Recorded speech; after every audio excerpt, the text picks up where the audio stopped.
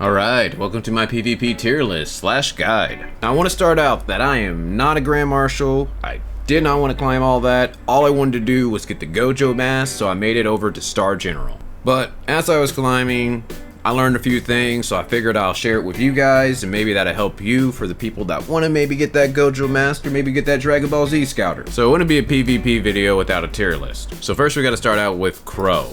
Give this guy a jetpack and he will carry you to all the ranks you need. Then we have Meryl, your only defensive option against Crow. You're basically building teams around either Crow or Meryl. Then the ultimate supports, we got Nemesis with her having the ability to back up and slow people down. It's just broken, so it's either amazing to have on your team or very annoying to play against. Then we have Coco with her having the ability to chain combo with freeze, plus she heals, being able to keep you into the fight. Now let's talk about our A tier. These characters aren't bad, but they're just gonna take a little bit more skill to compete with those S tier. Starting out, we got Huma. I was fighting a Huma one time and she had a jetpack and she just came down like a meteor. That was one of the scariest things that I saw. The only problem that I really have with Huma is she does a lot of damage. She can break your shield, but sometimes it seems like, hey, once she does her damage moves, she's kind of out of steam and I can just run away, heal back up, and get right back into the fight. Then we got Zero. He's great. He heals you, gives you shields, he can make you invulnerable, but ultimately whenever I fought a Zero, it just seemed like it made the fight longer, but I always won. Then we got Tsubasa. She's really good. She can freeze. She has a low skill cooldown. Her ultimate also freezes. And she's pretty strong and pretty powerful, but she just doesn't quite stack up. And the last one, I'm gonna have to give it to Pepper. This is basically budget Coco. If you don't have Coco, you can use Pepper. She can still do the same chain combo as Coco. She can electrocute instead of freeze, but her healing is subpar, bringing us to the B tier. You can use Shiro. I think Shiro's pretty good. She does quite a bit of damage. Her skills kind of come out fast. Just the other characters kind of outscale her. Next we got King. Very quick, has some decent aerials, can do some damage on that shield, but I feel like he's just not strong enough to compete against the others. Then we got Samir. Samir is actually very powerful, does a lot of damage, but the only problem is you need a high skill level. You really need to be able to kick people up in the air so that way you can do a lot of your combos, and if you can't, she's more of a liability. Next we got Echo. She has an ability to where she can knock people in the air, so she pairs really well with Samir, but again, if you have that much skill, you might be better off playing some of the top tier characters. Then for the rest, I never really seen them in PvP, so I'm going to assume they're not very good, but who knows. Alright, now let's quickly talk about the relics that I find very useful in PvP. We got the Magnetic Storm. This is very good just to back people off, do a lot of damage. It also confuses them. Missile Barrage, pretty simple, just does a lot of damage to them. Other weapons that stand out would be the Cybernetic Arm. You can just engage really fast. You can connect with someone and just get right up in their face. Very good for Crow. And the jetpack. This is a requirement if you're using Crow. Also works well with almost anybody because you can just fly up in the air and confuse your opponent and then just come down, launching down, doing massive damage before they know what hit them. A couple other ones that I've seen is the Space-Time Rift, which is actually not bad. Creates it like a black hole, and then you combine that with the Magnetic Storm or just using Crow can really mess you up. I've seen people use this hologram projector, but every time they do, I just feel like it does nothing. So I mean, maybe it'll work better for you. All right, here's some combos I learned. Let's start out with the Crow jetpack.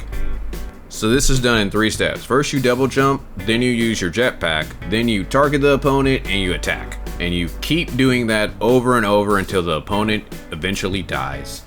And now it costs stamina to use the jetpack, but it's still broken, so you might as well use it. So next we got Coco. If you do 2 attacks and you hold down the second attack, you'll quickly do a third attack and do the chain ice combo. Doing that attack makes it very easy to set up combos. So what I normally do is as they're falling down in the air, I'll quickly run up, then I'll do Meryl's Discharge, then I can just do her skill and do massive damage. If somehow they're still alive, then I can start spinning real quick, and either they're close to dying or almost about to die. And then of course we got Nemesis. If you back up, then shoot, that's basically a slow technique.